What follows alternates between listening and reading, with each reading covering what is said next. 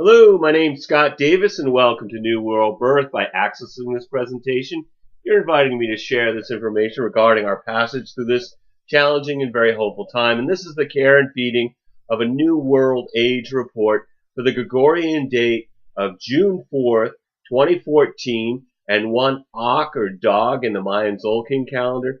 We'll also be talking about Mercury turning retrograde, followed by Neptune turning retrograde, and the Sagittarius Full Moon. June 4th, 2014 is one Ak or dog. This carries the themes of loyalty, playfulness, sensuality, teamwork, protection, generosity, warm-heartedness, guidance, commitment, justice, fidelity, consistency, family, and friends. The faithful companion during times of darkness. And William and Viola of ZolkinCalendar.com write, the Yucatec Maya, a name for this sign, literally means door, portal, or gateway, and symbolizes the journey that we make from one world to the other, and not only in death, but also as we transform inwardly and rebirth ourselves. Thus, the dog is our underworld companion to guide us through darkness, represents faith and loyalty, surviving even after death. And for me personally, I found that dogs seem to be associated with a lot of different afterlife scenarios across cultures, particularly where the dead were buried. And I think it might be because there were scavengers who would dig up the graves and then they would consume the corpse. So they were considered to ingest the soul as well as the flesh of the dead. Anubis, the jackal-headed god of the afterlife in ancient Greece, is also portrayed as a black dog. The Greeks and Romans associated with Anubis with the star Sirius, the brightest star in the sky, known in most mythologies throughout the world as the dog star. Cerberus was a three-headed dog who guarded the gates of Hades, allowing people to enter but not to leave. The three heads may represent the past, present, and future, or youth, adulthood, and old age. In ancient Irish mythology, references to dogs were numerous, which means they were an important symbol to the Celts. Dogs were also magical and could heal people by licking their wounds. In Norse mythology, the world of the dead is overseen by a monstrous dog named Garm. In Hinduism and Buddhism, there are two dogs that with four eyes each, which accompany Yama, the lord of the dead, and they serve Yama by looking for those who are about to die. In Aztec mythology, the departed soul descends to the underworld after death and comes to a river guarded by a yellow dog. And guardian hounds occur widely in shamanic otherworldly lore. Archaeological evidence and mythology has reoccurring examples of dogs in the role as psychopomps, the guides on the path to the other world, in which they play, and which is the role they play in Mayan mythology as guides who bear torches to assist humans in their descent into the dark underworld. So this dog Trecenter or 13-day period would be a great time to use faith and courage to illuminate any dark areas in our lives and share our warm-hearted guidance to assist others through the door that leads to the light. So before I get into the daily energy for one Ak or dog, on the 4th, all the planets appear to be moving forward from our vantage point here on Earth, with the exception of Saturn and Pluto, which appear to be moving retrograde or in reverse motion. Saturn turned retrograde on March 2nd and turns direct on July 20th. The themes of Saturn and Scorpio are loss, depression, failure, fear, the shadow, betrayal, stuff that's really, really deep, where superficiality just doesn't cut it when Saturn is in Scorpio. Saturn retrograde can be a real taskmaster. It demands that we take responsibility to review those scorpionic themes such as our motives, ethics, intentions, And if we're not really clear on these subjects, we're likely to feel that our burden increases in weight compared to what we might have thought we had agreed to carry. And then we've got Pluto representing death and completion. It's in Capricorn. This is about the breakdown of structures, bringing about transformation. Pluto in Capricorn it is determined in exposing the darkness, destroying the old order, so that we can rise up like the phoenix from the ashes and soar again. Capricorn is about large structures, including banks, governments, corporations, religions. So this is really a time of a cosmic course correction for the entire planet. So we have Mercury and Neptune. Mercury and Neptune are both turning retrograde during the Dog Tzolkin. Mercury turns retrograde on June 7th. It's going to be turning direct on July 1st. So for most of the month, it's going to be a good time to avoid signing contracts or other legal papers or making any major purchases or even taking a new job. So if you can postpone these types of activities, the terms are going to be much clearer after Mercury is moving direct. And Mercury retrograde forces us to slow down, pay more attention to our lives, making us focus on the details of our daily experience. When we're looking at any retrograde cycle of the personal or inner planets, it really provides information about a correction to our present course. So during this report period, we have Mercury beginning to travel through the first stage of its retrograde process, which started on May 23rd. And there are two important points to be aware of when looking at this cycle. First was the point where the planet appears to be moving backward to the point where it appears to be moving forwards again. And the first stage represents the shadow between passing 24 degrees Gemini and the point where the planet eventually will begin to move direct again, and the point where the planet slows, stops, and begins moving in reverse, which is at 3 degrees Cancer. So during this first stage, we receive information about needing to adjust our direction. The second stage is the actual retrograde phase, and this is a time in which events occur related to the information we received during the first stage. The third stage begins when the planet starts moving forward again until it crosses the line where it originally turned retrograde. During the third stage, we move forward with a revision to our previous course. We enter into the first stage for Mercury, again, May 23rd. So from then until June 7th, we receive information about an adjustment that needs to be made in our lives. And then Mercury's retrograde from June 7th at 3 Cancer until July 1st at 24 Gemini. So this is a time when we're going to notice events that shift our thinking. And then from July 1st to July 16th, we're in the third stage where we implement the change in direction from an awareness gained through the experiences of this process. Because Mercury retrogrades from Cancer back into Gemini, I'll be discussing the two faces of the trickster. Mercury functions much better in Gemini than it does in Cancer. So I expect people are going to be actually exchanging their minds as Mercury changes signs during this retrograde period.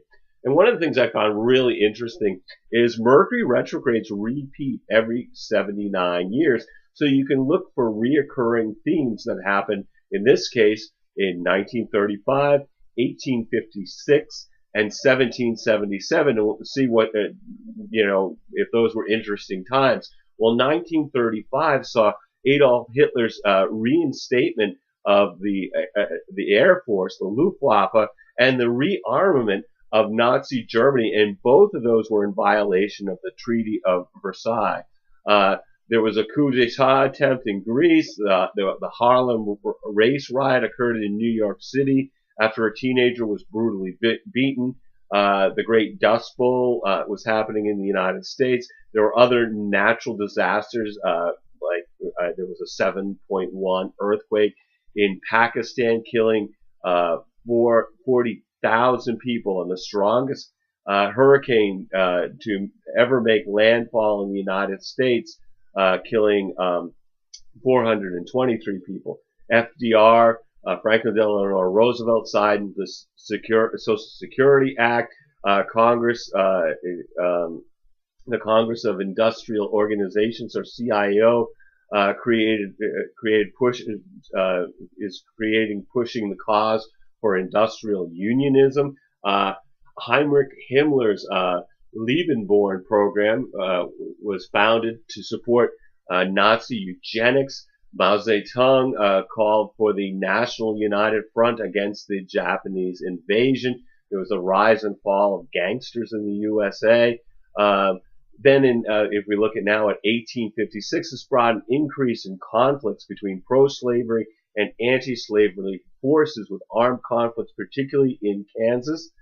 Senator Charles Sumner was beaten with a cane by Congressman Preston Brooks for Sumner's speech attacking Southerners who sympathized with the pro-slavery violence in Kansas, rendering Sumner unable to return to duty for 3 years, and Brooks becoming a hero across the South.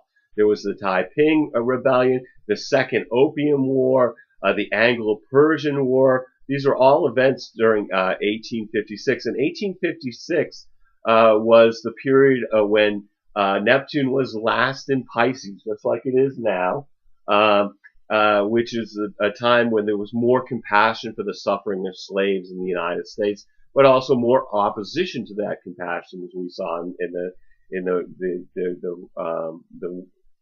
armed conflicts, particularly in Bleeding, Kansas. So this currently seems to be being played out with our theme throughout the world of wealth inequity, which if all your income goes to just pay for your survival needs, then isn't that also a form of enslavement? Of course, in the United States, we have millionaire legislators who are voting for corporate interests over their constituents' needs. Perhaps this will be a time to change, particularly given that this is the year of the horse in the Chinese calendar. And I was reading recently that the 1% is becoming fearful of America erupting in the way similar to like the French Revolution.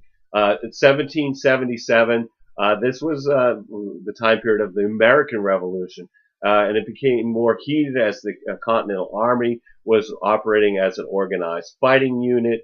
And it's interesting, the tactics that we look at as being carried out by those patriots in history would be acts of terrorism from our modern viewpoint, such as, attaching a time bomb to the hull of the HMS Eagle, or placing cannons on Dorchester's Heights overlooking Boston Harbor. These are all themes of this trickster archetype, to use cleverness and covert actions rather than attempt to battle a more powerful adversary on their own terms.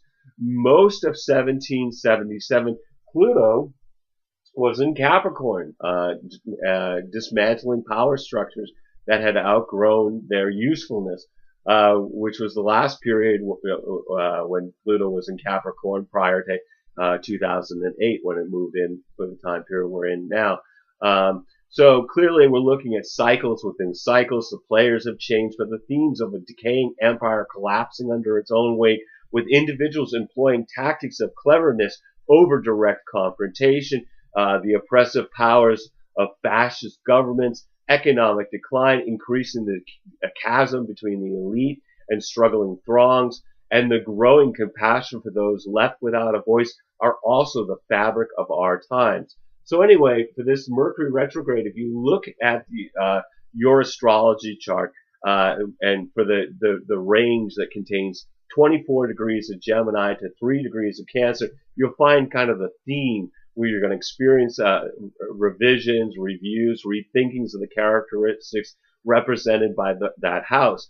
For me, Mercury's going to actually move back and forth across my ascendant between my 12th house of secrets, sorrows, and self-undoing. It's also the house of karma. And my first house of self, mannerism, style, disposition, and temperament, as well as physical characteristics. So I'm going to expect that the cycle will provide new information about how I dawn on people through a series of completions and new beginnings. No matter where Mercury retrograde occurs in your chart, it often leads to changing choices, goals, and directions. In the world, look for themes of completion through the emotional review of the past, particularly related to security of home and family while it's in Cancer, which is the first phase of the trickster. And then communications will turn towards topics like intelligence, adaptability, responsiveness, short distance travel, curiosity, fickleness, and duality when Mercury moves through Gemini, where it's actually in the sign of its rulership, representing the second phase of the trickster. So all of Mercury, the Mercury retrogrades in 2014 move from a water sign back into an air sign. We had Pisces moving, we had Pisces to moving back into Aquarius. Now we have Cancer moving back into Gemini, and later in the year we'll have Scorpio moving back into Libra for the 3 Mercury retrogrades of this year. So as we begin June, Mercury's slowing down, okay, as it's getting ready to turn retrograde at 3 degrees Cancer on the 7th. When a planet slows down to a stop from our perspective on Earth, that planet is considered to be at the peak of its power. So we've got Mercury being at the peak of its power, which reminds me that the Greek god Hermes, who the Romans later renamed to Mercury, was the trickster god. He's the messenger of the gods, but if you weren't on his good side, you might not get the message, or it might be altered to mean something different than what was intended. In mythology, the trickster is a god, goddess, woman, man, animal, or spirit which creates mischief by playing tricks or acting outside the accepted rules of their community. Joseph Campbell, one of his quotes that I think really sums up the trickster and related to Mercury is he said, almost all non-literate mythology has a trickster hero of some kind. And there's a special property in the trickster. He always breaks in, just as the unconscious does, to trip up the rational situation. He's both the fool and someone who's beyond the system. The trickster represents all those possibilities of life that your mind hasn't decided it wants to deal with. The mind structures a lifestyle, and the fool or trickster represents a whole range of possibilities. He doesn't respect the values you set up for yourself and smashes them.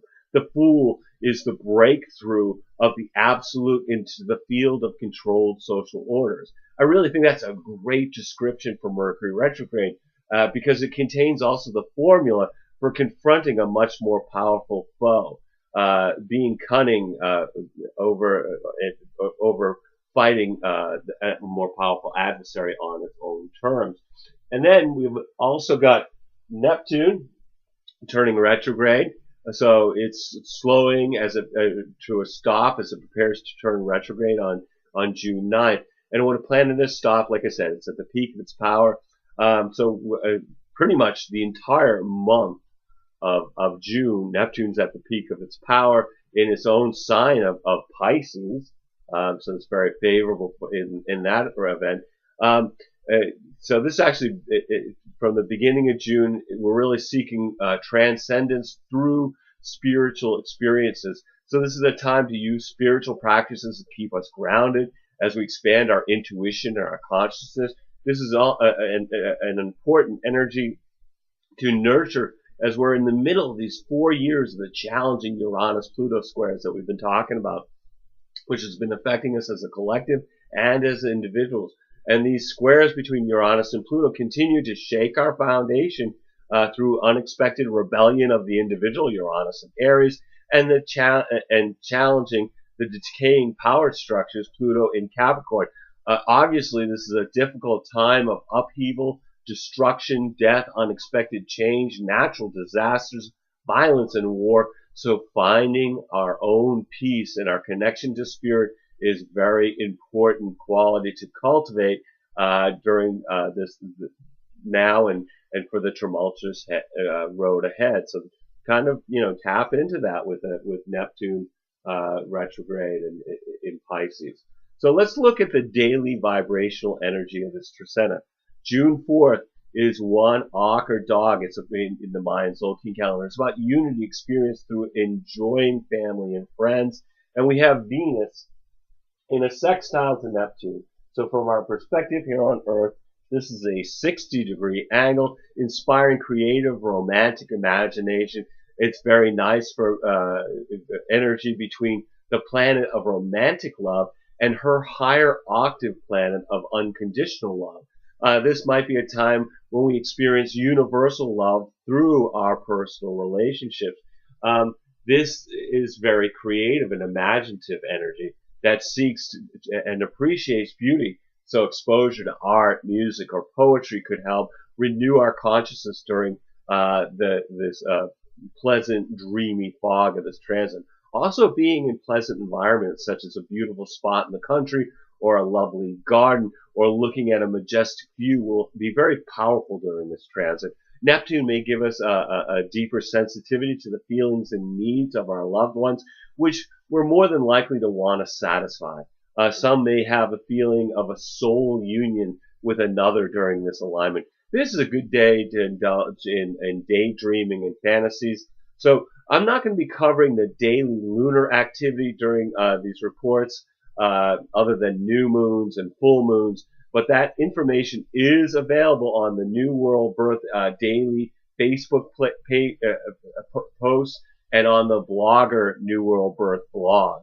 On the 5th, we have Tu Shuin, or monkey, duality experienced through creating something new in the Tzolkin calendar.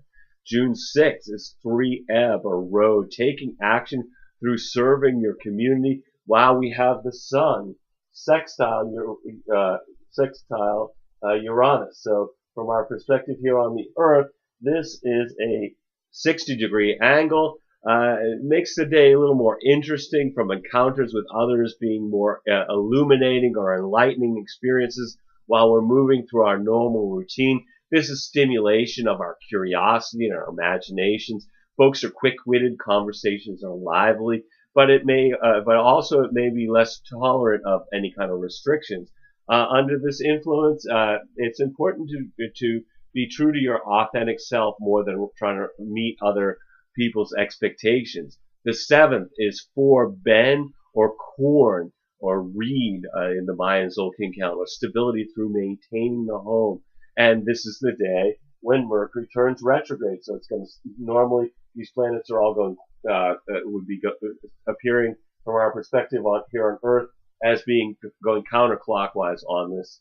And as you can see, Mercury is going to enter into this inner track where it will appear from our perspective to be moving clockwise, and that's why it looks retrograde. So even folks who don't follow astrology are aware of Mercury retrograde's effect on communication, technology, and travel.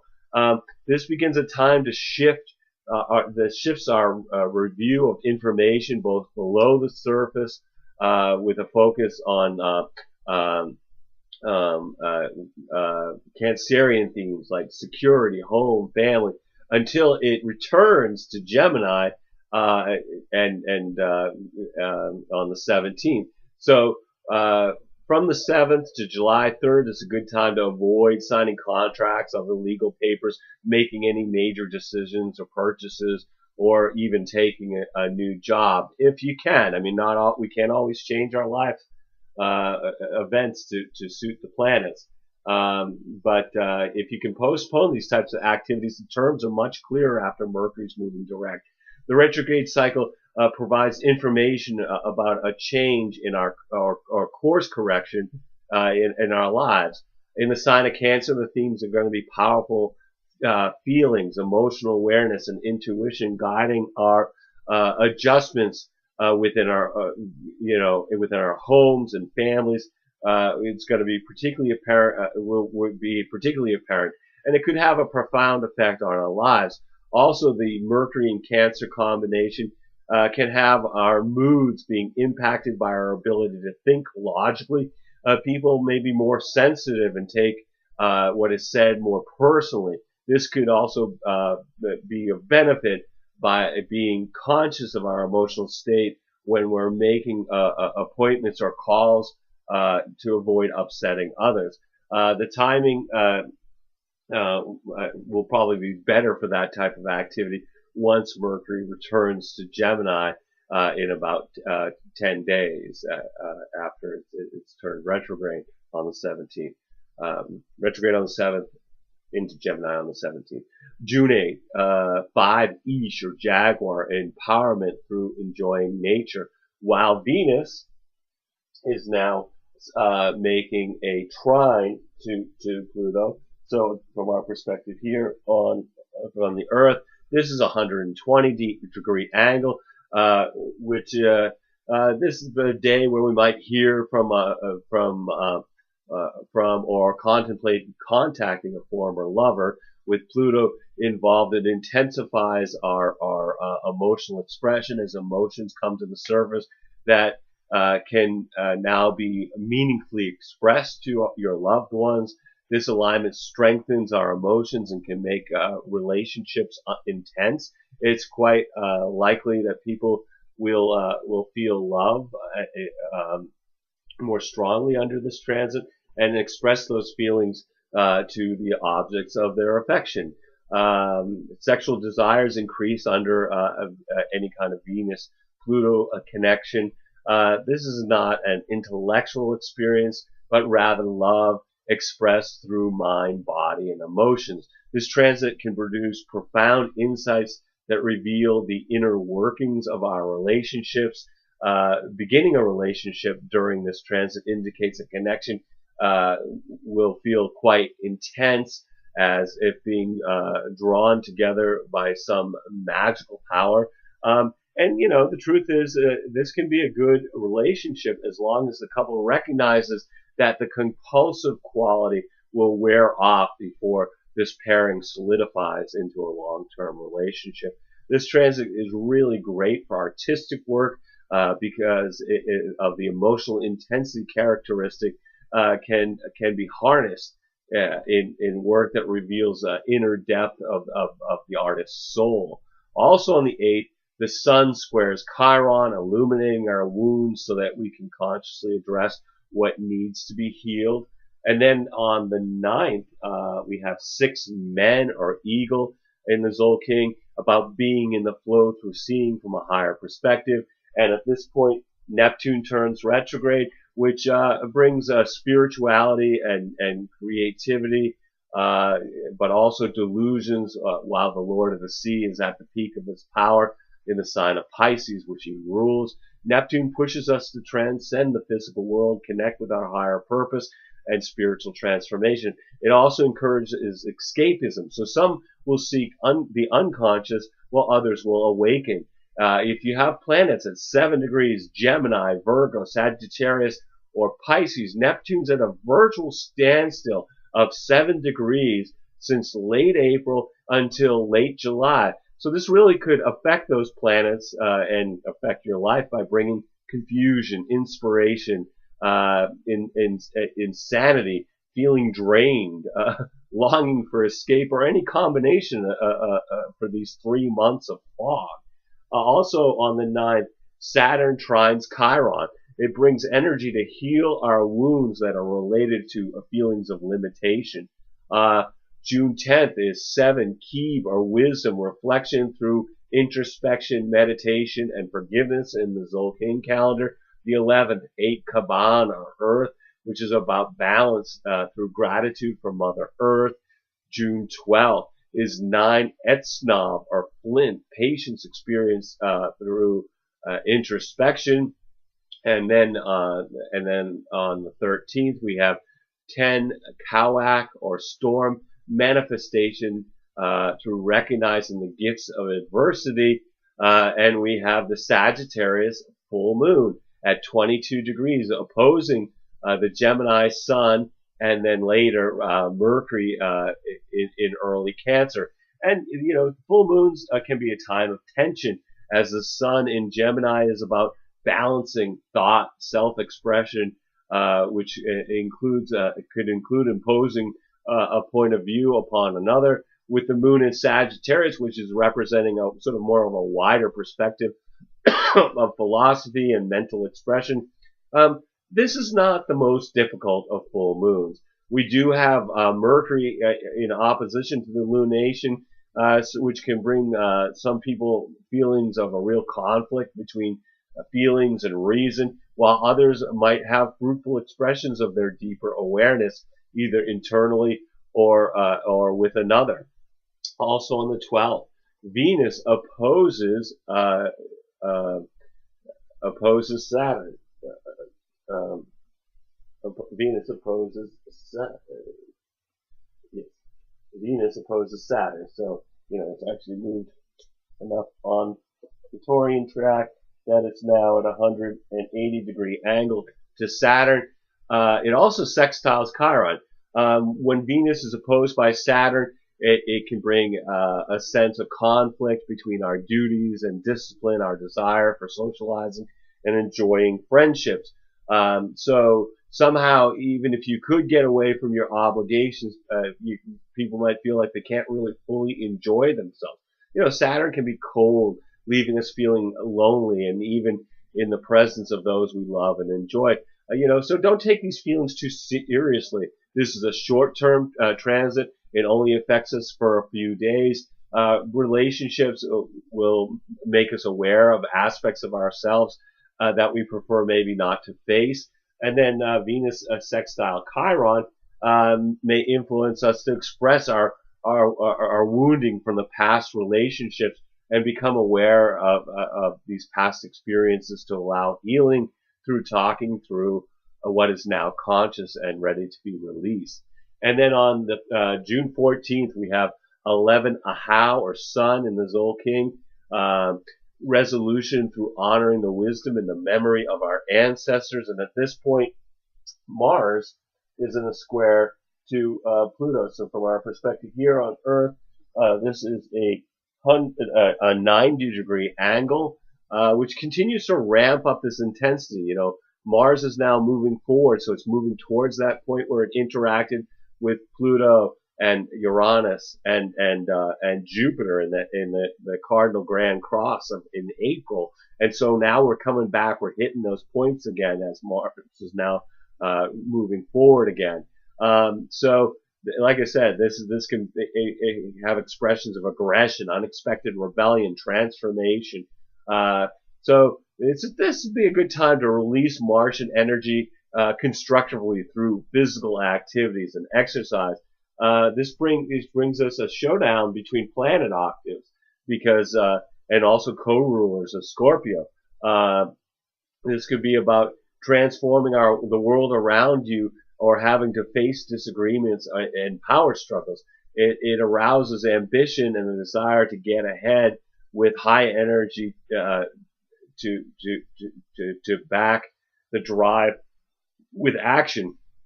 Usually it comes with an opposition from others as well. So this can be ruthless and underhanded in dealing with anyone who's an obstacle to achieving the goal. Definitely a time to avoid dangerous people and places on the 14th and days before and after. And then on the 15th, we have 12 Emish, or crocodile, understanding through nurturing new beginnings in the Mayan Tzolkin calendar. And June 16th, we have 13 Eek, or wind, movement to the next stage through communication. So no matter what the energies that are affecting you during the one Dog Tzolkin, take some time out to be in the flow of the planet by being in nature, watching a sunrise or a sunset, communing with the stars, being conscious of the moment through introspection, meditation, or being with somebody you really love and being really conscious of that experience. Every single day we have is a blessing, no matter what the dramas are that are beckoning to distract us. We're all here just giving the performance of a lifetime on the world stage. Just take some time out to observe the play as well as act your part by remembering you're a spiritual being that's having a human experience. We here at New World Birth wish to thank Sharon Jorgensen for her contributions over the last 2 years in proofreading, suggesting topics to feature in these videos, and as an extra set of eyes in reviewing charts for readings. And we wish her the very best in her new adventures. So anyway, thank you for checking out New World Birth. The next segment of Care and Feeding of a New World Age is going to be on June 17th for one Akbal or night. And we'll talk about Mercury retrograding back into Gemini, the Sun entering Cancer for the solstice, Venus moving into Gemini, and the Cancer new moon. You can check us out on Facebook, YouTube, and the Mayan Magics website. I encourage you to share this information as videos or as text as widely as you choose. I will be discussing the metaphysics of July and providing some short 10 to 15 minute human design readings for the participants of the Earth Needs Rebel show on Truth Frequency Radio on Tuesday, July 1st. And it's a great show. It starts at 1 p.m. Eastern Daylight Time. And I come on 1:30 and it goes to 3. And you can just get into the chat space to put in your information to Katie, and she'll get it to me if you want to get a reading. Or they'll actually call you anywhere on the planet if you want to come in and actually be able to interact in the radio show over the phone. As always, I invite you to contact me at newworldbirth@yahoo.com. If you have any questions or wish to schedule a reading, I am providing readings, and I'm trying to make this service available to the greatest amount of folks. Obviously, if you can't afford anything, you can still get a free reading on the radio show. For paid readings, and these readings are epic. They usually are at least 2 hours long. I've created 3 options with 3 levels of compensation. And these readings are really here to help you navigate these difficult times. At the basic level, we look at your human design chart to help you understand how to use your individual strategy and authority in making decisions based on your unique design. And then I include 3 months of astrological transits as they relate to your natal and progressed astrology charts, along with the human design reading at the middle level, the top level, the human design and astrology transit reading. So really you're getting 2 readings in one. Will be recorded and sent to you as an MP3 file, which you can download to your computer. So if you've been thinking about getting a reading, please contact me. I would love to provide you a reading during these uncertain times. You're going to need to either be able to call me in Maine in the USA, or we can connect over Skype to receive your reading. As always, we are also accepting donations to keep these reports freely available. And best way to make a donation, get a reading. You'll get a lot of great information that will really help you, and you'll help support us in providing these reports. As always, I'm blessed that you've taken the time out to connect with my passion for all these ancient mysteries and their application to our journey during this incarnation. The light in me honors the light in you. Namaste and Lakesh. And truly, I hope to connect with you on the radio show or in a reading, or certainly in future videos or on the blog. Anyway, peace, everybody.